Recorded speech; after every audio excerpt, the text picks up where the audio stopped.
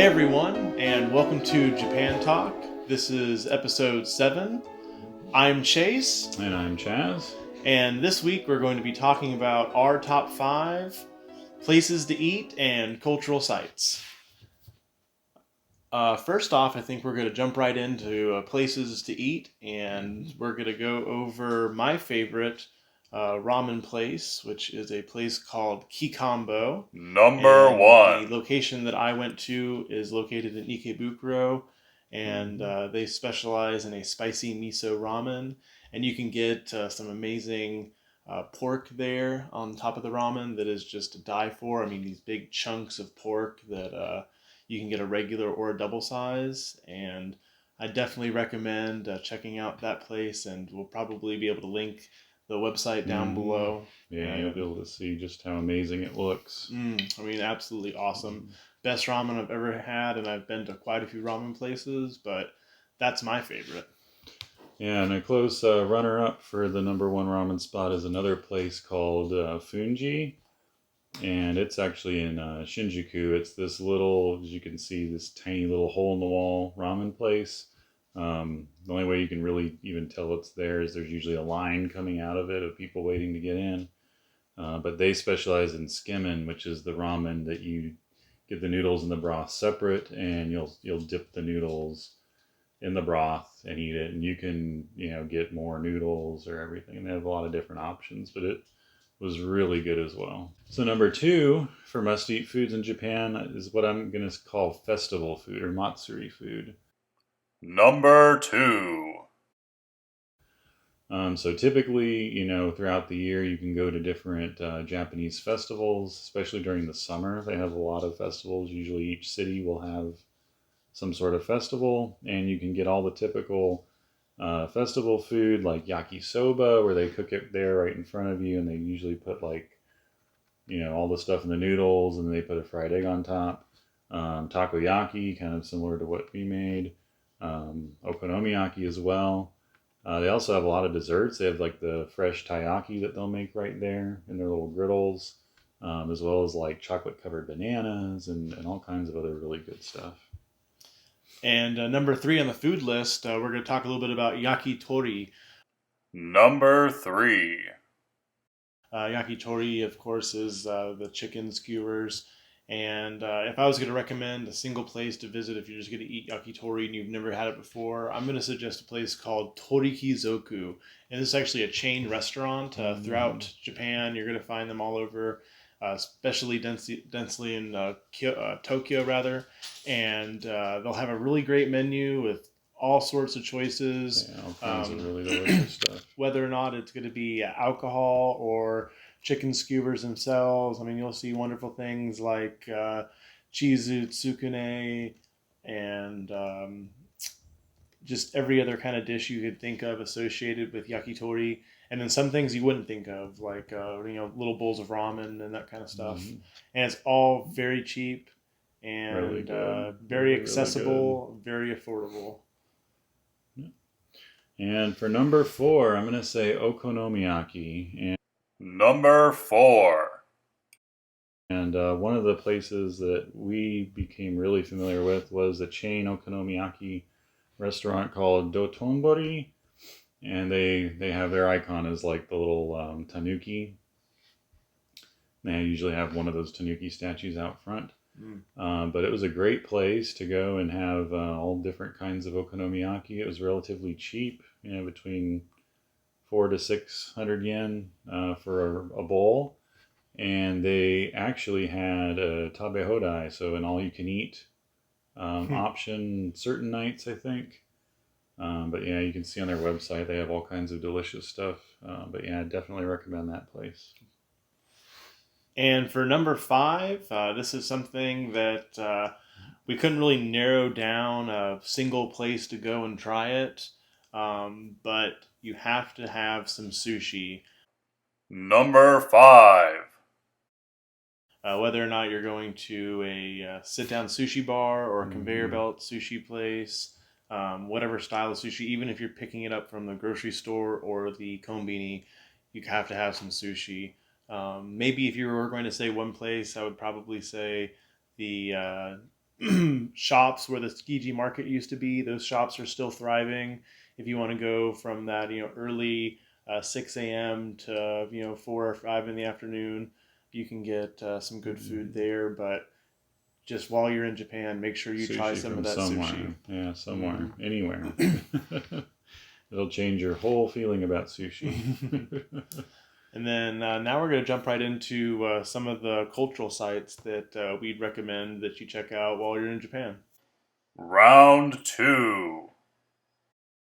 Yeah. So top 5 cultural sites. My first one is going to be Matsushima Bay. Now, Matsushima Bay is actually in northern Japan. It's about 30 minutes from Sendai. I've been there multiple times at this point, and it's just a very beautiful, picturesque bay. And you can actually go out on a boat ride. It's relatively cheap. I'm willing to say it's like 1,000 yen to go out on this boat ride, as you can see from some of the pictures and stuff here. Just beautiful. They have the mountains growing up out of the bay where you can see the peaks coming up and down. And there are actually several different things. There's a big temple there called Zuiganji Temple that's really neat. And then there's also a little island that you can walk out across to called Oshima Island. And it has just a little small pedestrian bridge that you can walk on out over. And kind of, it's like a little tiny island. It's pretty neat. It's very picturesque. And number 2 on the list, I'm going to talk about one of the places that's really special to me that I always go to, sometimes multiple times while I'm in Japan, and that is Meiji Jingu. Yeah. And that's a beautiful shrine outside or inside of Harajuku, and it gives you this amazing feeling of being in nature, even though you're right in the heart of a city. And I love that experience and that feeling. And they have some beautiful gardens and pathways and buildings to go through. It's very cheap. It's only 500 yen to go through. And the staff is so friendly and welcoming to tourists that it's somewhere I would definitely recommend checking out. And I definitely recommend talking to the people that work there because they're very friendly. They're really interested in teaching you about Japanese culture. They even do some workshops at the shrine itself. Things like tea ceremony and different little things are related to Japanese culture. So definitely check that out. And for number 3 on our list here of cultural sites is the thatched roof city of Shirakawago. Now, if you're not familiar with this, it's in the Gifu prefecture. It actually kind of spans across Gifu as well as the prefecture next to it, Toyama. But it's one of the UNESCO World Heritage Sites. So they're pretty proud of it, and it's really an amazing city. It's a mostly original thatched roof construction house city. People are actually still living there and running it, trying to run it as it was. Often you'll see pictures of it with like snow during the winter, and like several feet of snow piled up on these thatched roofs. But it's beautiful. You can go up to the top of a mountain, kind of walk along a trail, and look down over the whole city, and you can see it all there from that view. And going up, just the bus driver, if you're driving yourself, the drive up there is beautiful. You get to see the river winding all the way up the mountain. You'll see the old Japanese fishermen with those huge long fishing poles and their little hats, fishing in the river. And it's really just beautiful. Number 4, I'm going to talk about a place that is very, very fun to go to, and I definitely recommend going there, and that is Odaiba. And one of the special things I really enjoyed about Odaiba is there's multiple ways to get there. You can, take the train, take the monorail, and you can take the boat. And I really recommend taking a boat ride out to Odaiba. Very beautiful, very relaxing.